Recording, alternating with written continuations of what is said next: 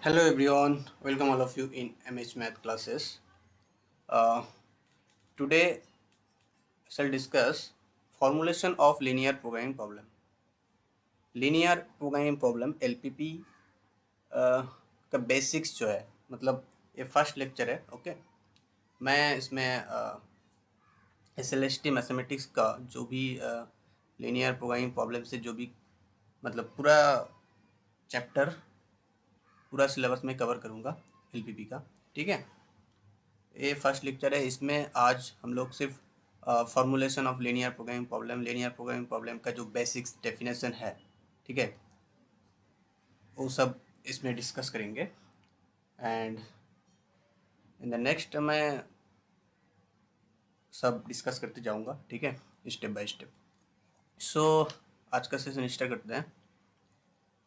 पहले हम देखेंगे कि जो लीनियर प्रोग्रामिंग प्रॉब्लम, पहले देखेंगे कि प्रोग्रामिंग प्रॉब्लम एक्चुअली क्या होता है। ठीक है,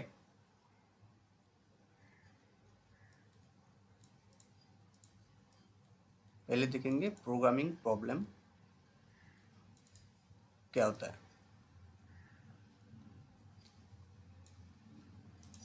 देखिए, ओके, मैं इसको अब विजिबल हो रहा है शायद। हाँ, ओके। सो प्रोग्रामिंग प्रॉब्लम, देखिए यहाँ पर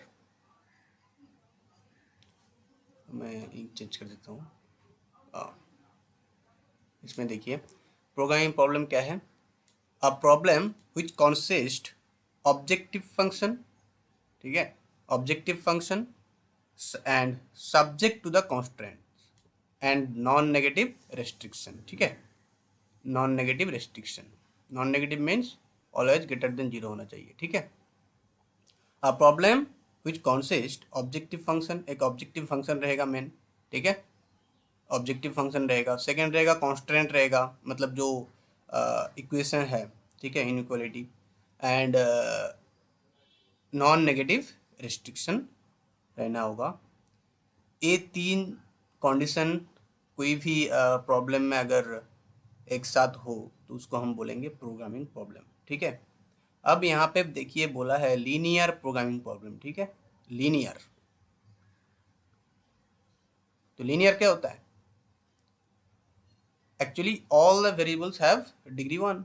ओके, सो यहाँ पे देखिए लीनियर प्रोग्रामिंग प्रॉब्लम का डेफिनेशन क्या होगा। तो ये हो गया programming problem, actually programming problem which consist, जो एक एक प्रॉब्लम जो मतलब ऑब्जेक्टिव फंक्शन रहेगा उसमें। ऑब्जेक्टिव फंक्शन मतलब वो सब सब एक एक करके मैं डिस्कस करूँगा। ऑब्जेक्टिव फंक्शन क्या होता है, कॉन्स्ट्रेंट्स क्या होता है, और नॉन नेगेटिव रेस्ट्रिक्शन, ये तीन सब एक बाय एक मतलब मैं डिस्कस करते जाऊँगा। ठीक है, तो ये हो गया प्रोग्रामिंग प्रॉब्लम का डेफिनेशन। ओके, उसके बाद देखिए अब LPP, actually linear difference sorry linear programming problem, इसका डेफिनेशन क्या होता है।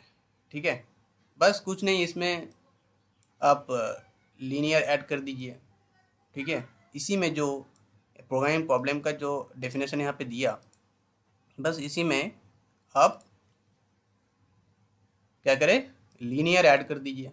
ठीक है, अब प्रोग्रामिंग प्रॉब्लम देखिए यहाँ पर, अब programming problem in which objective function, देखिए सॉरी,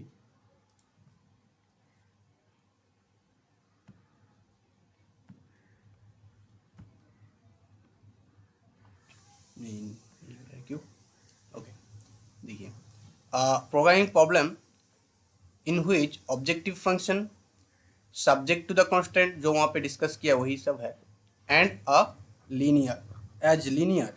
ठीक है, सब्जेक्टिव जो सब्जेक्ट टू द कांस्टेंट रहेगा और ऑब्जेक्टिव फंक्शन रहेगा वो सारे के सारे लीनियर के तौर पे रहेगा। ठीक है, तब उस प्रोग्रामिंग प्रॉब्लम को हम लोग बोलेंगे लीनियर प्रोग्रामिंग प्रॉब्लम। ठीक है, जैसे हो गया, मान लीजिए Z equal to AX1 plus BX2।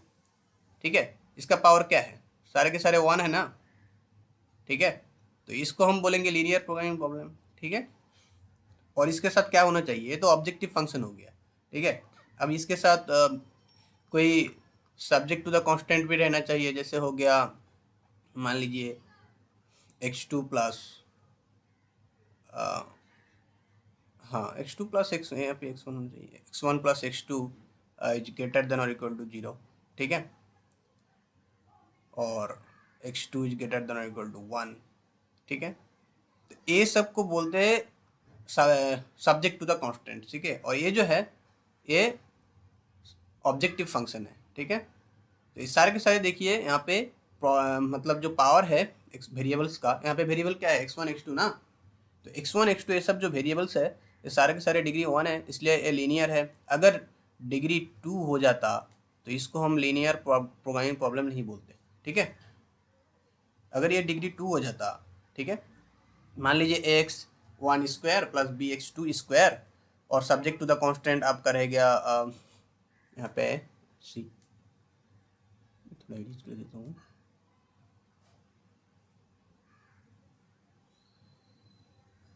Okay. देखिए यहाँ पे एक्स ऑन का जो पावर है अगर स्क्वायर है और यहाँ पे क्यूब है, ठीक है, और ये भी स्क्वायर मान लीजिए, तब इसको क्या हम लीनियर बोलेंगे? लीनियर नहीं बोलेंगे ना। तो ये इसको हम लीनियर प्रॉब्लम मतलब एलपीपी के जो फॉर्मूलेशन है उसके हिसाब से मैं सॉल्व नहीं कर सकता इसको, ठीक है। उसके लिए एक अलग प्रॉब्लम है, जैसे हो गया केटीटी प्रॉब्लम, केटीटी कंडीशन मतलब कंटकर, और भी बहुत सारे हैं, ठीक है, ऑप्टिमाइजेशन प्रॉब्लम में, ठीक है। तो ये एलपीपी मतलब लीनियर नहीं हुआ, ठीक है। तो इसको हम लीनियर नहीं बोलेंगे। लीनियर होने के लिए ये जो वेरिएबल्स का पावर है ऑलवेज क्या होगा, 1 होगा, ठीक है। तभी हम बोलेंगे कि ये लीनियर प्रोग्रामिंग प्रॉब्लम है। ओके ओके, मैं इरेज कर देता हूँ सारा। ओके थोड़ा बढ़ा दूंगा। ओके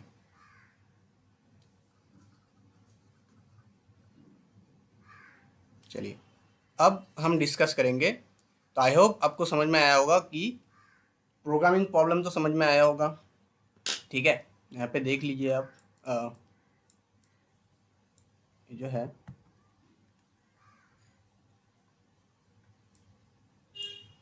एक्चुअली यहाँ पे देखिए प्रोग्रामिंग प्रॉब्लम ये हो गया, ठीक है।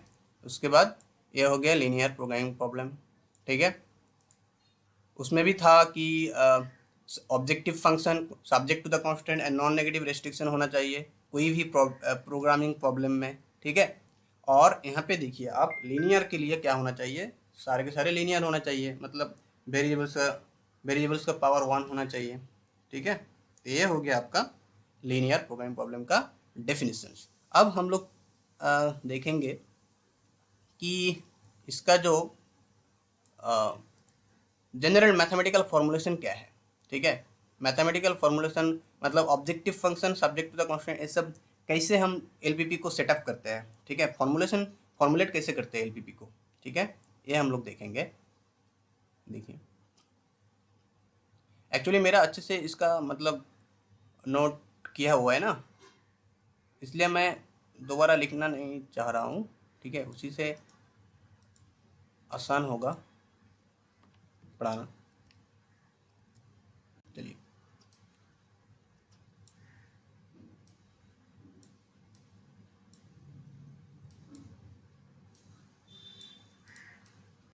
और ये थोड़ा विजिबल नहीं हो रहा है शायद, अब हाँ अब तो विजिबल हो रहा है, ठीक है। देखिए अब देखिए आप general mathematical formulation of a LPP, ठीक है, मैथमेटिकल फॉर्मूलेशन ऑफ एलपीपी, ठीक है। अब देखिए कोई भी लीनियर प्रोग्रामिंग प्रॉब्लम में क्या होना चाहिए, मैक्स होगा या फिर मैक्सिमम ऑफ या फिर मिनिमम होगा, ठीक है। तो यहाँ पे देखिए मैक्स लिया है मैंने, ठीक है, नॉर्मली वो सारे के सारे बाद में फिर डिस्कस करूँगा। यहाँ पे देखिए कैसे फॉर्मुलेट किया जाता है, max Z is equal to C1 x1 plus C2 x2 plus and so one plus Cn xn, ठीक है, ये हो गया मेरा ऑब्जेक्टिव फंक्शन। और C1 C2 Cn ये सब क्या है, C1 C2 Cn ये सब क्या है, ये सारे के सारे कांस्टेंट है, ठीक है, कांस्टेंट है, ठीक है। C1 C2 Cn ये सारे के सारे कांस्टेंट है। x1 x2 xn ये सारे के सारे वेरिएबल्स है, ठीक है। x1 x2 xn ये सब वेरिएबल्स है, राइट। अब देखिए subject to the constants, subject to the condition यहाँ पे लिखा है या फिर कॉन्स्टेंट्स, ठीक है, दोनों ही आप लिख सकते हैं। जनरली जब हम लोग लिखते हैं तो एस आई लिख देते हैं, सब्जेक्ट टू द इस सब्जेक्ट टू द कॉन्स्टेंट, ठीक है, एस सी नॉर्मली लिख देते हैं, इतना सारा मतलब नहीं लिखते, शॉर्टकट में एस सी लिख देते, subject to the constant. Okay, so ये हो गया पहला जो फर्स्ट इक्वेशन देख रहे हैं आप, ये हो गया ऑब्जेक्टिव फंक्शन। अब सब्जेक्ट टू द कांस्टेंट को कैसे लिखेंगे, ये देखिए, ये 1 1 एक्चुअली ये मैट्रिक्स के तौर पे आप लिख सकते हैं। एक्चुअली क्या होता है, अगर हम इसको एज ए मैट्रिक्स के तौर पे फॉर्मुलेट करेंगे ना, तो ये क्या हो जाएगा, एक n बाई एन मैट्रिक्स बन जाएगा, मतलब n बाई एन नहीं, m बाई एन, ठीक है, m रोज n कॉलम, ठीक है। ये यहाँ पे A11 A12 A1n, ओके। उसके बाद आ जाएगा A21 A22 A2n, right, and M1 M2 ये Mn, ओके। ये हो गया m by n matrix, okay, m rows and n columns, okay. And इसके साथ जो वेरिएबल्स होगा, ठीक है, वो आप ऐड कर दीजिए, x1 x2 xn, ओके, ये वेरिएबल हो गया। उसके बाद आप क्या कीजिए, इसका value b1 b2 bm, okay. bm क्यों दिया, क्योंकि यहाँ पे रोज कितना है, m रोज है ना, इसलिए b1 b2 bm होगा, ठीक है। लेकिन वेरिएबल्स कितना है, x1 x2 xn, ठीक है, nth वेरिएबल है। अब इसको आप मैट्रिक्स के तौर पे भी लिख सकते हैं, इस मैट्रिक्स से ही जनरलाइज करके ये आया, ठीक है। अब देखिए A11 x1 plus A12 x2, यहाँ पे देखिए, and plus plus A1n xn, यहाँ पे इनइक्वलिटी क्या है, लेस देन और इक्वल टू होगा, ठीक है। यहाँ पे कभी लेस देन और इक्वल टू भी होता है, ग्रेटर देन भी होता है, इक्वल भी होता है, ये मतलब गिवन होता है, मतलब ये चेंज होता है। लेकिन ये सारे जो है, देखिए ये जो रेस्ट्रिक्शन है नॉन नेगेटिव, पहले क्या था, पहले डेफिनेशन में क्या था, देखिए, सॉरी, यहाँ पे देखिए डेफिनेशन में क्या था, नॉन नेगेटिव रेस्ट्रिक्शन होना चाहिए, ठीक है। प्रोग्रामिंग प्रॉब्लम में ये देखिए आप, सॉरी, ये जो देखिए नॉन नेगेटिव रेस्ट्रिक्शन होना चाहिए, नॉन नेगेटिव रेस्ट्रिक्शन यही है, ये जो आप देख रहे हैं x1 x2 xn, ये सारे के सारे वेरिएबल जो है वो ग्रेटर देन और इक्वल टू 0 है, ठीक है, ये मस्ट, ये होना चाहिए, ठीक है।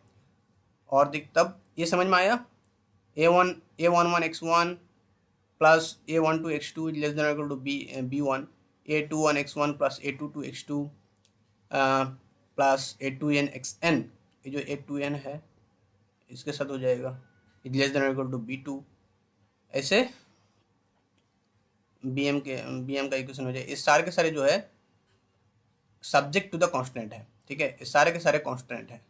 जो इक्वेशन 2 देख रहे हैं आप, ये कांस्टेंट है, ठीक है, और ये आपका नॉन नेगेटिव रेस्ट्रिक्शन है, नॉन नेगेटिव रेस्ट्रिक्शन, ओके। ये हो गया आपका कांस्टेंट इक्वेशन 2, और ये हो गया आपका ऑब्जेक्टिव फंक्शन, ओके। और अगर आप इसको मैट्रिक्स से जनरलाइज करें तो ऐसे होगा, ठीक है, ये मैट्रिक्स से ही ये आया, राइट। अब देखिए मैं इसको अच्छे से आपको लिख देता हूँ,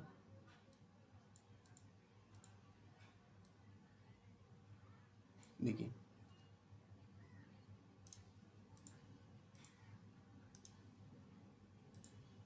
ओके देखिए, ये देखिए इन इक्वेशन 1, यहाँ पर देखिए इक्वेशन 1 क्या था,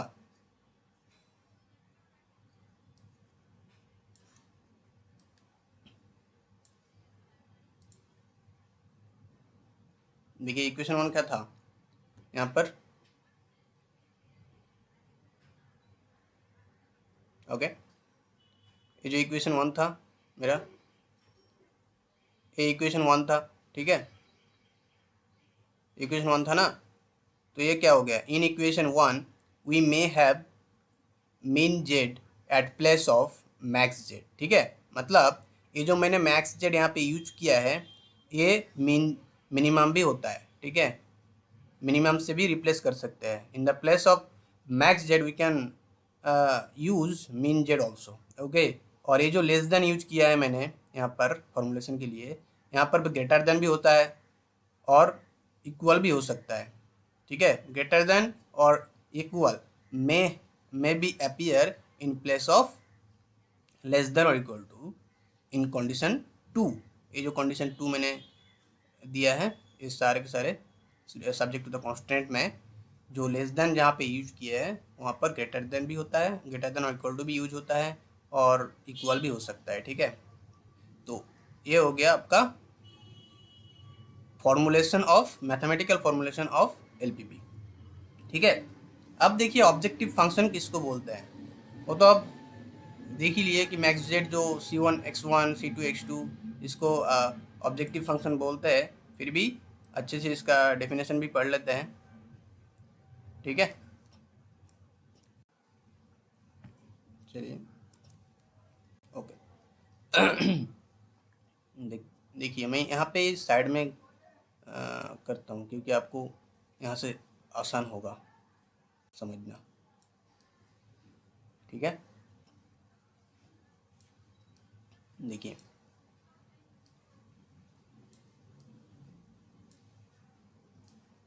ऑब्जेक्टिव फंक्शन का डेफिनेशन देखिए आप, क्या है, विजुअल हो रहा है,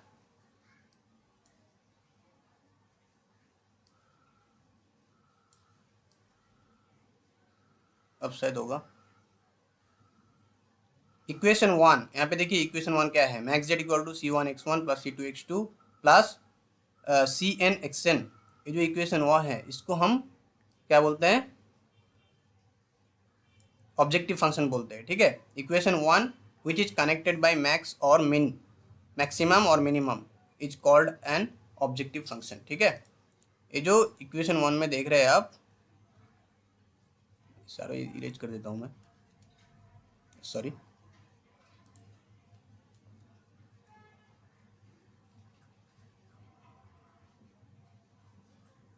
यहाँ पे देखिए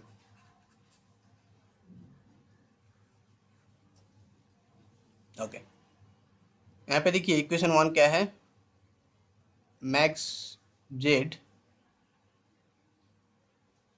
okay, max Z equal to क्या है, C1 x1 plus C2 x2 plus Cn xn, ये जो है आपका ऑब्जेक्टिव फंक्शन है, ठीक है, ऑब्जेक्टिव फंक्शन है, ठीक है, और यहाँ पर क्या होगा, ये जो मैक्स है ये मिनिमम जेड भी होता है, ठीक है, मैक्सिमम मिनिमम दोनों ही होता है, ठीक है, तो इसी को हम लोग बोलते हैं ऑब्जेक्टिव फंक्शन, ओके, जब ऑब्जेक्टिव वैल्यू ऑफ सॉल्यूशन जब करेंगे ना आगे, तो ऑब्जेक्टिव वैल्यू जब फाइंड करने बोलेगा तब इसी में सारे के सारे x1 x2 xn का वैल्यू पुट करके आपको ऑब्जेक्टिव फंक्शन निकालना पड़ेगा, तब देखना होगा कि वो मैक्सिमम निकलेगा या मिनिमम, मतलब इसके ऊपर डिपेंड करेगा, ये जो मैक्स और मिन लिखा है ना इसके ऊपर डिपेंड करेगा, तो ये हो गया ऑब्जेक्टिव फंक्शन आपका, ठीक है, जैसे एक एग्जांपल देता हूँ मैं, सपोज मान लीजिए max Z is equal to 2x1 plus 3x2 and subject to the constant है आपका क्या है, मान लीजिए x1 is less than or equal to 2 and x1 plus x2 is less than or equal to 3 and x1 x2 greater than or equal to 0।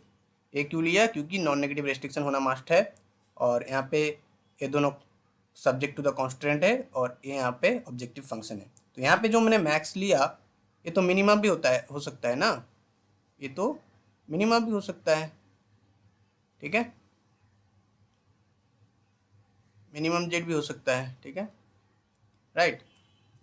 तो ये हो गया आपका नॉर्मल फॉर्मुलेशन ऑफ एलपीपी, ठीक है। Objective function, subject to the constant, ये सब तो मैंने हम लोग जान लिए, ठीक है। अब देखिए क्या डिस्कस करेंगे, non negative constant, non negative restriction, वो सब सारे चीज जान लेंगे। अब डिसीजन वेरिएबल क्या होता है, ठीक है।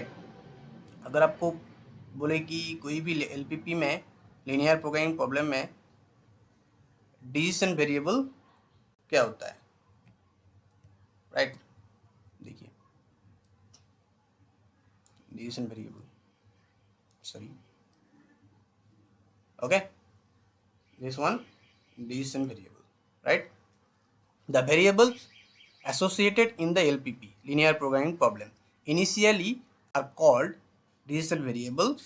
Here x1 x2 xn are decision variable, ठीक है। वो जो वेरिएबल हम लोग यूज करते हैं ना, उसी को हम लोग क्या बोलते हैं, डिसीजन वेरिएबल बोलते हैं। देखिए आप, ये जो यहाँ पे फॉर्मूलेशन है, ये जो यहाँ पर है, यहाँ पर देखिए आप x1 x2 xn, ये क्या है, डिसीजन वेरिएबल है, ठीक है।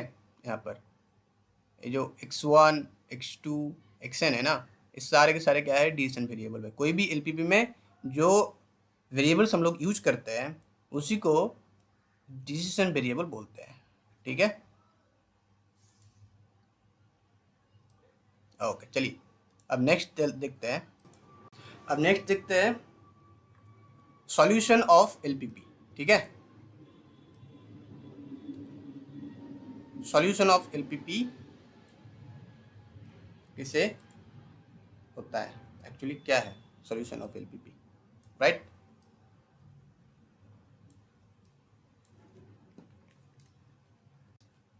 तो सॉल्यूशन ऑफ एलपीपी क्या होगा,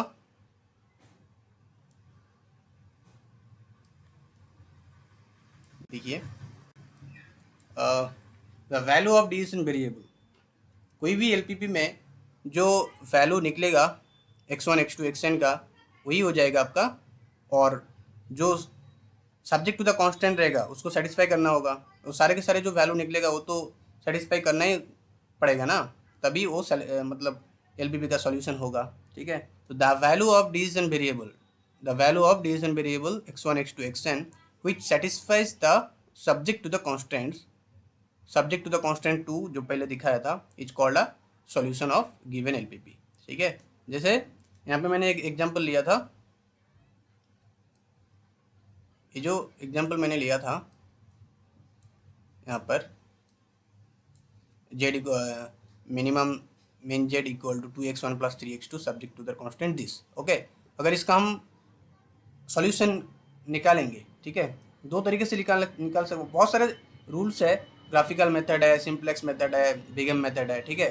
सबसे आसान तो ग्राफिकल है, ठीक है, उसको तो बाद में डिस्कस करते हैं, ठीक है। तो ग्राफिकल मेथड और सिंप्लेक्स मेथड जो भी है, वो सारे मेथड से जो x1 x2 xn का जो मतलब वैल्यू निकलेगा, ठीक है, वो सारे के सारे तो इसको, इस कॉन्स्टेंट्स को सेटिस्फाई करना होगा, ठीक है। और अगर नॉन नेगेटिव भी होगा, ठीक है, नॉन नेगेटिव तो होगा ही, ठीक है। तो जो वैल्यू निकलेगा, ठीक है, वही हो जाएगा आपका क्या, एलपीपी का सॉल्यूशन, राइट। अब देखते हैं फिजिबल सॉल्यूशन क्या होता है। मतलब आज जो है ना, मैं छोटा छोटा डेफिनेशन जो है एलपीपी का, वो सारे के सारे इस मतलब फर्स्ट लेक्चर है, तो इस लेक्चर में सिर्फ मैं डेफिनेशन सब क्या होता है एलपीपी का, सारे छोटा छोटा डेफिनेशन सब डिस्कस करूंगा, ठीक है। उसके बाद नेक्स्ट में हम लोग डिस्कस करेंगे एक दो थ्योरम का, मतलब प्रूफ नहीं करेंगे, क्योंकि प्रूफ तो मतलब नहीं लेगा। अगर आपको ज़रूरत होगा तो प्रूफ भी मैं दे दूंगा अगर कमेंट बॉक्स में बोलेंगे तो, ठीक है। और ग्राफिकल मेथड नेक्स्ट डे कराऊंगा, ठीक है। ग्राफिकल मेथड से सॉल्व कैसे करते हैं वो मैं नेक्स्ट डे कराऊंगा। अब देखते हैं सबसे इम्पोर्टेंट फिजिबल सॉल्यूशन, ठीक है।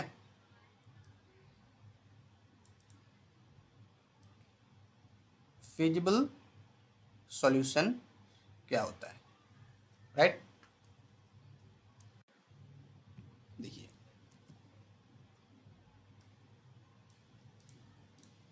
जो एलपीपी में ना क्या होता है कि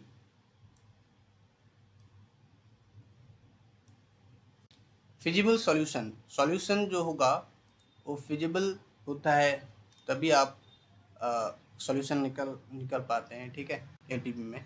तो देखिए फिजिबल सॉल्यूशन क्या है, उसका डेफिनेशन क्या है। देखिए पहले, a solution which satisfies the non negative restriction, non negative restriction को सेटिस्फाई करेगा, जो कि नॉन नेगेटिव रेस्ट्रिक्शन को मैंने 3 नंबर इक्वेशन से डिनोट किया था, ठीक है। It's called a feasible solution. जो भी सॉल्यूशन निकलेगा वो अगर नॉन नेगेटिव रेस्ट्रिक्शन को सेटिस्फाई करे, अगर नॉन नेगेटिव हो, ठीक है, मतलब नेगेटिव नहीं हो, तब उसको बोलेंगे कि ये जो है ये फिजिबल सॉल्यूशन होगा, ठीक है। जैसे यहाँ पे देखिए, the value of x1 x2 xn which satisfies condition 2 and 3 is called feasible solution and the collection of all feasible solution is called feasible region, okay. इसको थोड़ा डिस्कस करते हैं। सो यहाँ पर देख लीजिए आप कि a solution which satisfies the non negative restriction 3 is called feasible solution. मतलब जो भी x1 x2 का वैल्यू निकलेगा ना, जो भी वैल्यू निकलेगा, मान लीजिए कोई कांस्टेंट a1 a2 जो भी निकलेगा, ठीक है, इसका जो वैल्यू निकलेगा ये नॉन नेगेटिव अगर रहे तो उसको हम बोलेंगे क्या, फिजिबल सॉल्यूशन। और जो निकलेगा, जो इसका मतलब वैल्यू जो निकलेगा x1 x2 xn decision variable का जो वैल्यू निकलेगा वो तो नॉन नेगेटिव होगा ही, ठीक है। उसके साथ साथ जो कंडीशन रहेगा सब्जेक्ट टू द कांस्टेंट जो रहेगा, सारे के सारे कंडीशन को सेटिस्फाई करना चाहिए, ठीक है। It's called feasible solution. और collection of all feasible solution, ठीक है, collection of all feasible solution is called क्या, फिजिबल रीजन, ठीक है। जैसे मान लीजिए 1 मिनट, यहाँ पे देखिए कोई भी मैं एक ले रहा हूँ, ठीक है, x1 प्लस x2, ठीक है, लेस देन और इक्वल टू 2। तो इसका किस तरफ होगा, और यहाँ पे देखिए x1 x2 ग्रेटर देन और इक्वल टू 0, ठीक है, नॉन नेगेटिव रेस्ट्रिक्शन, ये हो गया subject to the constant. Objective function मैं बाद में लूँगा, अब इसको समझाने के लिए मैं बोल रहा हूँ, ठीक है, इसको समझाने के बोल रहा हूँ। ग्राफिकल मेथड से मैं थोड़ा सा इसको दिखा रहा हूँ कि कैसे फिजिबल डिसीजन की कौन किसको बोलते हैं और फिजिबल सॉल्यूशन क्या होता है एक्चुअली। ये जो x1 x2 इसका ग्राफ क्या हो जाएगा, मतलब इसको आप नॉर्मली अगर वैल्यू निकालेंगे, इसका पॉइंट्स क्या हो जाएगा, when x1 equal to 0, x1 equal to जब 0 हो जाएगा तो क्या हो जाएगा, x2 क्या हो जाएगा 2, दैट मीन्स 0,2, ठीक है। तो 0,2 कहाँ पर, ये हो गया आपका 0,2, ठीक है, ये हो गया 0,2। और अगर आप x2 को 0 लेंगे तो x1 क्या हो जाएगा, x1 2 हो जाएगा, मतलब ये हो गया आपका 2,0, ठीक है। तो ये दोनों को आप दोनों पॉइंट को अगर ये करेंगे, आप ज्वाइन करेंगे, तो ये जो लाइन आया, ठीक है, ये जो लाइन आया आपका, ये हो गया आपका इस इक्वेशन का लाइन। मतलब ये तो हो गया x1 plus x2 equal to 2 का लाइन। अब यहाँ पे मतलब इनइक्वालिटी क्या है, लेस देन और इक्वल टू, तो आप इसको देखना पड़ेगा। तो इसको चेक करने के लिए सबसे आसान तरीका है कि आप x1 x2 equal to 0 0 put कर दीजिए। यहाँ पे देखिए ओरिजिन क्या है 0,0, ठीक है, तो इसमें 0 0 पुट कर दीजिए, ठीक है। तो 0 प्लस 0 इज लेस देन और इक्वल टू 2, मतलब 0 लेस देन और इक्वल टू 2, तो सेटिस्फाई कर रहा है ऑब्वियसली। 0 2 से छोटा है, मतलब अगर सेटिस्फाई करे, ये अगर पॉइंट सेटिस्फाई कर जाए इसको, मतलब मान लीजिए इसका जो रीजन होगा ओरिजिन के तरफ होगा, ठीक है। अगर सेटिस्फाई नहीं करता, जीरो ऑब्वियसली 2 से छोटा है ना, मतलब यहाँ पे अगर मैंने अगर पॉइंट लिया और इसमें पुट किया इस इक्वेशन में, तो इसको सेटिस्फाई किया, ठीक है, मतलब ओरिजिन की तरफ इसका रीजन होगा, ठीक है, इस तरफ इसका रीजन होगा, ये रीजन होगा। और देखिए यहाँ पर जो नॉन नेगेटिव रेस्ट्रिक्शन है x1, x2 greater than equal to 0 है, मतलब फर्स्ट क्वाड्रेंट में होगा, ठीक है, फर्स्ट क्वाड्रेंट में होगा, और सिर्फ यही इसका रीजन हो जाएगा, ये जो सारे है, मतलब ये जो रीजन है बाउंडेड बाय 0 0 2 0 एंड 0,2, मतलब इसको हम अगर कोई भी नाम दे दे O A B, ओके, तो यहाँ पे फिजिबल रीजन क्या हो गया, O A B O, ठीक है, ये मेरा फिजिबल रीजन हो गया, ठीक है। और यहाँ पे feasible region bounded by this points, ये 3 पॉइंट्स है, ठीक है, वो 0,0 A 2,0 एंड B 0,2, ये सारे के सारे पॉइंट्स से ये फिजिबल रीजन बाउंडेड है, ठीक है। और यहाँ पे जो सॉल्यूशन निकलेगा आपका, ठीक है, यहाँ पे जो सॉल्यूशन निकलेगा वो सॉल्यूशन, उस सॉल्यूशन को बोलेंगे फिजिबल सॉल्यूशन, ठीक है। ऑब्वियसली वो इस कंडीशन को सेटिस्फाई करेगा, ठीक है, राइट। तो आई होप आपको समझ में आया होगा फिजिबल रीजन क्या होता है और फिजिबल सॉल्यूशन क्या होता है, ठीक है। इसका सॉल्यूशन तो यही है ना, 2,0 0,2 0,0, ठीक है। अब ऑब्जेक्टिव फंक्शन मैंने यहाँ पे नहीं लिया है, मैंने आपको जस्ट समझाया कि फिजिबल रीजन होता क्या है, ये हो गया आपका फिजिबल रीजन, राइट। यही बोल रहा है यहाँ पे, देखिए x1 x2 xn which satisfies the condition 2 3 is called feasible region, feasible solution, and the collection of all feasible solution is called feasible region, ठीक है। और यहाँ पे क्या बोल रहा है कि a solution which satisfy the non negative restriction, ठीक है, यहाँ पे बोल रहा है कि सिर्फ नॉन नेगेटिव रिस्ट्रिक्शन का वो फॉलो करे तो हो जाएगा फिजिबल सॉल्यूशन, राइट। ये मैंने ग्राफिकल मेथड का छोटा सा झलक दिखा दिया आपको, ठीक है। अब चलते हैं मोस्ट इम्पोर्टेंट ऑप्टिमल सॉल्यूशन। अगर पूछे कि ऑप्टिमल सॉल्यूशन और ऑप्टिमम सॉल्यूशन क्या होता है, ठीक है, ऑप्टिमल या ऑप्टिमम, मतलब एलपीपी में ऑप्टिमम सॉल्यूशन ही निकालने बोलता है नॉर्मली, तो ऑप्टिमल सॉल्यूशन और ऑप्टिमम सॉल्यूशन क्या होता है वो डिस्कस करते हैं, ठीक है। बस और 2 पॉइंट बोल के मैं आज ऑप्टिमम सॉल्यूशन डिस्कस करूँगा, ठीक है, और अनबाउंडेड सॉल्यूशन, उसके बाद इनफिजिबल, बस ये तीनों पॉइंट डिस्कस करेंगे आज एंड नेक्स्ट वीडियो में। उसके बाद मैट्रिक्स रिप्रेजेंटेशन दिखाऊंगा कैसे होता है सब कुछ, और भी बहुत सारे हैं, मतलब जो भी कैनोनिकल रिप्रेजेंटेशन है उसका कैनोनिकल रिप्रेजेंटेशन, फिर कॉन्वेक्स सेट, मतलब ये सारा बेसिक डेफिनेशन हो जाएगा। उसके बाद मैं convex set, next chapter convex set discuss करूँगा, ठीक है, राइट। तो देखिए इसमें optimal solution,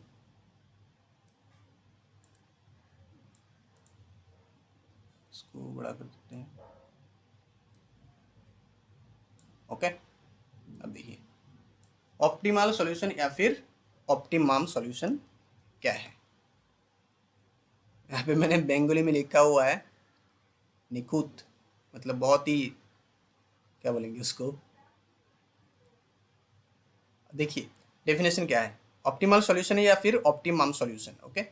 a feasible solution which optimised, मतलब जो भी फिजिबल सॉल्यूशन निकलेगा ना वो किसके तौर पे निकलेगा, मैक्सिमाइज और फिर मिनिमाइज, ठीक है, ऑब्जेक्टिव फंक्शन में रहेगा मैक्सिमाइज मिनिमाइज, ठीक है। तो a feasible solution which optimised the objective function 1, मतलब वो जो पहले मैंने फॉर्मुलेशन दिया था 1 2 3, ऑब्जेक्टिव फंक्शन को फर्स्ट इक्वेशन से डिनोट किया था, सब्जेक्ट टू द कांस्टेंट को 2 से डिनोट किया था, और नॉन नेगेटिव रेस्ट्रिक्शन को 3 से डिनोट किया था, ठीक है। तो ये वही बोल रहा है कि feasible solution which optimise the objective function 1 is called an optimal solution और ऑप्टिमम सॉल्यूशन। मतलब कोई यहाँ पे देखिए, ऊपर में ही देख लीजिए आप, ये जो है यहाँ पे ऑब्जेक्टिव फंक्शन गिवन नहीं है, ठीक है, लेकिन यहाँ पे सॉल्यूशन जो भी निकलेगा, यहाँ पे सॉल्यूशन क्या है, 0 0 2 0 और 0 2, ठीक है। इनमें से आपको देखना होगा जो ऑब्जेक्टिव गिवन है। मान लीजिए यहाँ पे ऑब्जेक्टिव फंक्शन गिवन है max Z is equal to x1 plus 2x2, ठीक है।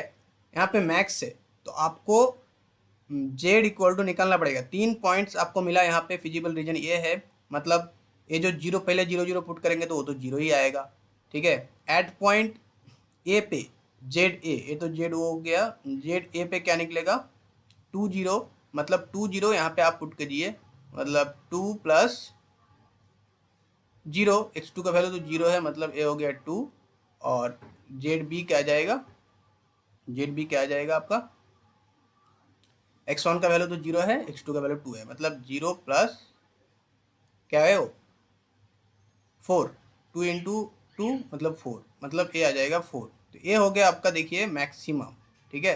ये चारों पॉइंट ऑब्जेक्टिव फंक्शन में पुट करने के बाद एक आया 0, 0.00 पॉइंट में, 20 पॉइंट में 2 आया, और 02 पॉइंट में 4 आया, तो ये हो गया मैक्सिमम। और मैंने ऑब्जेक्टिव फंक्शन में गिवन था मैक्सिमम, सो ऑप्टिमल सॉल्यूशन जो हो जाएगा वो आपका 0,2 हो जाएगा, मतलब ये जो पॉइंट है ये मैक्सिमम हो जाएगा, और ये आपका ऑप्टिमल सॉल्यूशन हो गया। और ये जो निकला ना, ये आपका ऑप्टिमल वैल्यू बोला जाएगा, ठीक है, ऑप्टिमल वैल्यू, राइट। जब बोलेगा कि कोई भी फंक्शन का ऑप्टिमल वैल्यू कितना होगा, तो आपको जो ऑप्टिमल सॉल्यूशन निकलेगा, ऑप्टिमल पॉइंट से जो वैल्यू ऑप्टिमल ऑब्जेक्टिव फंक्शन में पुट करने के बाद निकलेगा, वही हो जाएगा आपका ऑप्टिमल वैल्यू, राइट। यही बोल रहे हैं। ये जो देखिए आप 0,2 इस सारे के सारे कंडीशन को सेटिस्फाई करेगा, 0,2 इस सारे के सारे कांस्टेंट को सेटिस्फाई करेगा। यहाँ पे देखिए 0,2 ना, 0,2, तो यहाँ पे x1 का वैल्यू तो 0 और x2 का वैल्यू 2, तो 2 इज लेस देन और इक्वल टू 2, इक्वल है, ठीक है, लेस देन और इक्वल टू 2 मतलब सेटिस्फाई कर रहा है, राइट। और ए ग्रेटर देन भी है 0, तो मतलब ये फिजिबल सॉल्यूशन है और ऑप्टिमल भी है, ठीक है। तो ये हो गया optimal, a feasible solution which optimised the objective function 1 is called optimal solution और ऑप्टिमम सॉल्यूशन, ओके। अब देखते हैं अनबाउंडेड सॉल्यूशन क्या होता है, राइट। अनबाउंडेड सॉल्यूशन क्या होता है, ओके। तो देखिए, सॉरी,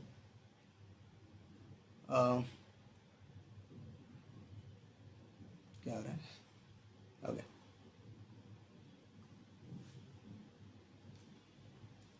देखिए यहाँ पर अनबाउंडेड सॉल्यूशन, राइट। देखिए, a linear programming problem is said to be unbounded. A linear programming problem is said to be unbounded if it has feasible solution but not optimal solution, okay। feasible solution तो रहेगा लेकिन optimal नहीं रहेगा, but not optimal solution. A linear programming problem is said to be unbounded if it has feasible solution but not optimal solution, okay। मैं एक example से आपको समझाता हूँ ये कि फिजिबल तो है लेकिन क्या नहीं है, ऑप्टिमल नहीं है, ठीक है। अनबाउंडेड सॉल्यूशन मिलेगा आपको कहाँ पर, कोई भी एग्जाम्पल लेते हैं, जैसे मैं लिया एक एग्जाम्पल लिया,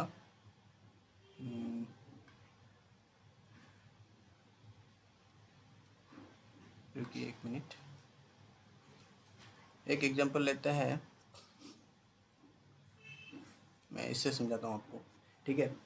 एक मान लीजिए ये फिजिबल रीजन है, ठीक है, मतलब ये लाइन है, ठीक है, और आपको रीजन जो है मतलब इस तरफ मिला, ठीक है, बाउंडेड। ये जो ऊपर में जो मैंने एग्जांपल दिया था ये बाउंडेड है, ठीक है, मतलब इसका जो एक्सट्रीम पॉइंट है 0020 एंड 02 ये बाउंडेड है, ठीक है। तो अगर रीजन इस तरफ आ जाता, रीजन इस तरफ आ जाता, ठीक है, तो क्या हो जाता है, अनबाउंडेड इन्फिनिटी सॉल्यूशन आपको तो मिल जाएगा, यहाँ पर भी मिलेगा, यहाँ पर भी मिलेगा, यहाँ पर भी मिलेगा, ठीक है, सारे के सारे सॉल्यूशन हो जाएगा, ठीक है। लेकिन अनबाउंडेड है, बाउंडेड नहीं है, मतलब इन्फिनाइट सॉल्यूशन आपको मिल जाएगा, ठीक है। यहाँ पर तो ये जो देखिए आप, ये अनबाउंडेड सॉल्यूशन मिल जाएगा आपको। अगर इस तरफ मिले तो उसको बोलते हैं फिजिबल होगा, लेकिन ठीक है, लेकिन अनबाउंडेड हो जाएगा। नॉन नेगेटिव तो नहीं है, मतलब नेगेटिव तो नहीं है, सारे के सारे फर्स्ट क्वाड्रेंट में है, मतलब पॉजिटिव तो होगा, तो फिजिबल ऑब्वियसली फिजिबल होगा, ठीक है। फिजिबल में क्या चाहिए मुझे, ग्रेटर देन और equal to non negative restriction होना चाहिए, ठीक है।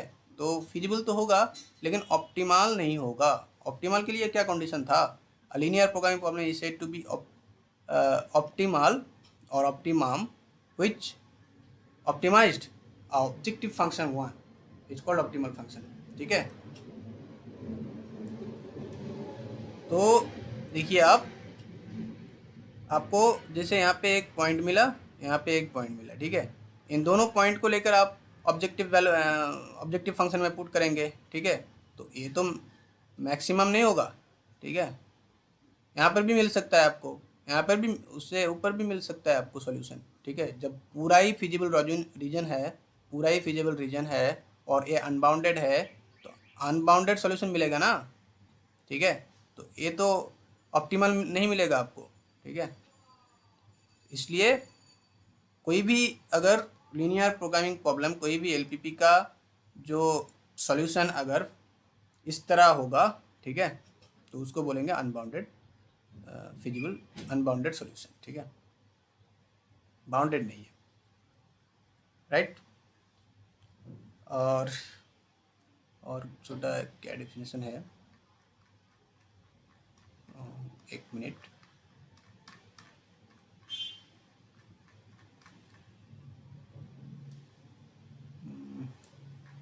हाँ, अनबाउंडेड सॉल्यूशन हो गया। और इनफिजिबल, ये फिजिबल है। अब इनफिजिबल सॉल्यूशन क्या है, अ linear programming problem which have no feasible solution is called infeasible solution। मतलब देखिए, मैं इसको नहीं देता हूँ,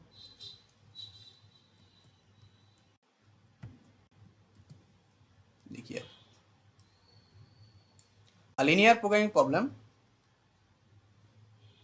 a linear programming problem is said to be unbounded if it has feasible solution but not optimal solution, ठीक है। ये तो हो गया अनबाउंडेड हो गया ना, सॉरी, ये तो अनबाउंडेड हो गया,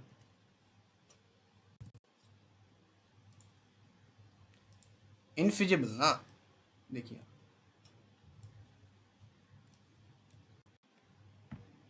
मतलब फिजिबल का अपोजिट, ओके। फिजिबल में क्या है, नॉन नेगेटिव रेस्ट्रिक्शन होना चाहिए, ग्रेटर देन और इक्वल टू होना चाहिए। और इनफिजिबल में क्या हो जाएगा, a linear programming problem which have no feasible solution is called infeasible. मतलब इसी में मैं समझा देता हूँ आपको, ठीक है। मतलब मान लीजिए यहाँ पर सॉल्यूशन मिल गया आपको, ये फिजिबल रीजन है। तो इनफिजिबल कब होगा, अगर रीजन इस तरफ हो, ठीक है, अगर रीजन इस तरफ हो या फिर इस तरफ अगर मिल जाए आपको रीजन, ठीक है, मान लीजिए ये आपको रीजन मिला, ठीक है, ये नहीं मिला, ये आपको रीजन मिला, तो इनफिजिबल हो जाएगा। क्योंकि देखिए, ये तो x1 x2 का जो भी वैल्यू यहाँ पर मिलेगा, इस सारे के सारे तो लेस देन हो जाएगा। लेकिन फिजिबल में क्या होना चाहिए, ग्रेटर देन और इक्वल टू नॉन नेगेटिव होना चाहिए, ठीक है। मतलब लेकिन ये तो फर्स्ट क्वाड्रेंट में नहीं है, सेकंड क्वाड्रेंट में हो गया। मतलब अगर इस तरफ या इस तरफ मिल गया आपको, तो ये इनफिजिबल सॉल्यूशन मिल जाएगा आपको, ठीक है, फिजिबल नहीं मिलेगा। नॉन नेगेटिव अगर मिल जाए तो इनफिजिबल सॉल्यूशन होगा, राइट। सो आज के लिए बस इतना ही। नेक्स्ट में हम लोग डिस्कस करेंगे मैट्रिक्स रिप्रेजेंटेशन ऑफ एलपीपी और कैनोनिकल फॉर्म, एंड देन हम लोग स्टार्ट करेंगे क्या, कॉन्वेक्स सेट। वेरी वेरी बहुत क्वेश्चन आता है यहाँ से छोटा छोटा क्वेश्चन आता है। मैं नेक्स्ट डे उस छोटा छोटा जो क्वेश्चन होगा मैं यहाँ पर दे दूँगा आपको, ठीक है। तो ओके, चलते हैं नेक्स्ट वीडियो में। उसके लिए अगर आपको अच्छा लगे वीडियो तो प्लीज़ सब्सक्राइब करें और फ्रेंड्स में शेयर करें, उसको भी देखने का मौका दीजिए, ठीक है। चलिए, थैंक यू।